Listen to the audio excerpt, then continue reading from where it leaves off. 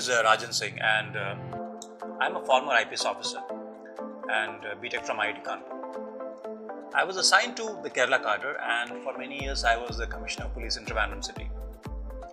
In 2005, I quit the IPS.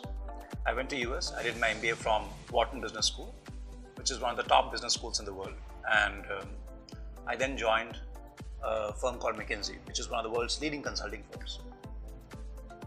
Now I run a startup. It's called ConceptOwl. I get a lot of questions and emails from people asking about civil services preparation, interview preparation, and so on. Now, unfortunately, I have not had the time to answer those questions individually, and I'm very sorry about that. So I decided that let me try to answer those through videos on this YouTube channel. Now, let me just talk about my own interview preparation very briefly. So I finished my BTech in 1995. So on 30th of April, my BTech program got over, and the civil services exam was sometime in June, so about 1.5 months after my graduation. So naturally, we had very little time to prepare for the prelims. And in those days, we used to have that very thick, unique guide, which had a lot of things we had to learn.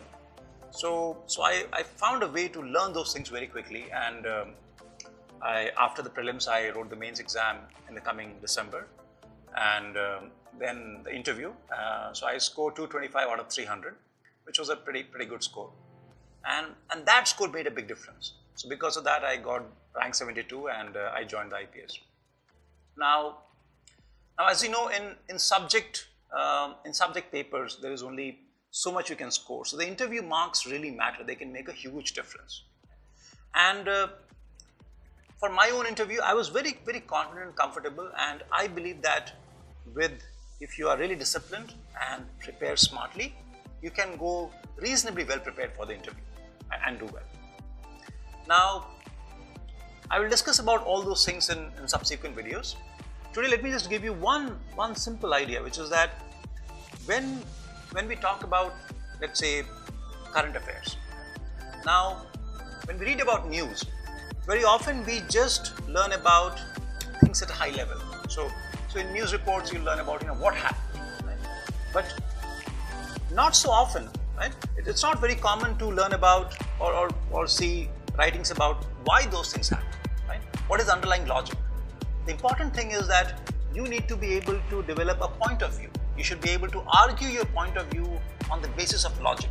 If you can see the point, you should also be able to see the counterpoint, right? And you should be able to explain, if a question comes to you, you should be able to explain everything in a short and crisp manner. That really matters. And we'll talk about all these things in coming videos.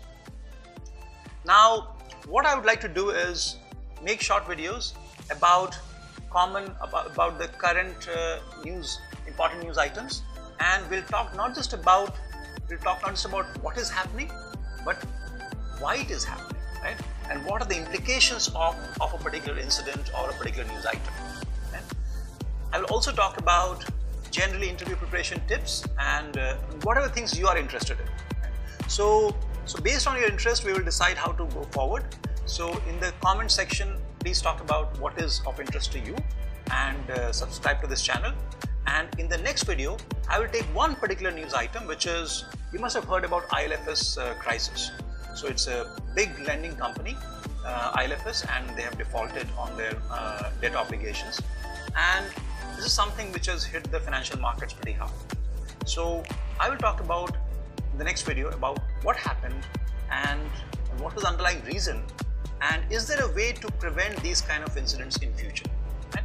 So that's coming next, and thank you very much, and I look forward to connecting with you again.